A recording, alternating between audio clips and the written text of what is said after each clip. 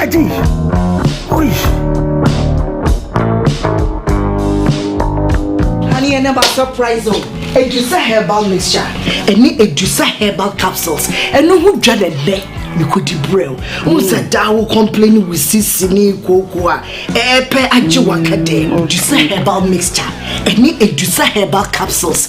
And no who drank a sepan and neck. You could debrail. William, a yama money mema. Edusa herbal mixture. And you Edusa herbal capsules. And your Koowaa Sisia redrink a sepa. Edusa herbal mixture. Any Edusa herbal capsules. Mr. Rotsnasi. Namen seven. Edusa herbal mixture. Any Edusa herbal capsules. Emma Memejina Brani. Na yeme.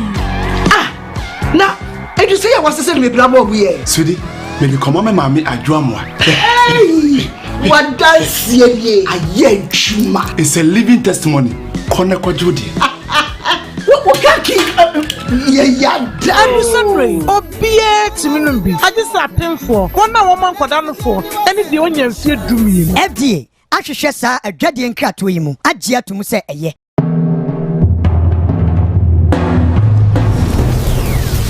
Kumawood TV, I'm with you.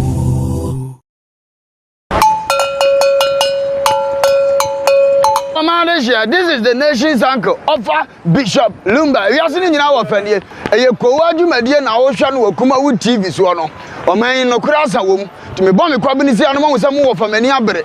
No. E wo Koowaa Show so, e wo Kumawood TV. Ni enka no kura nkyere nipa.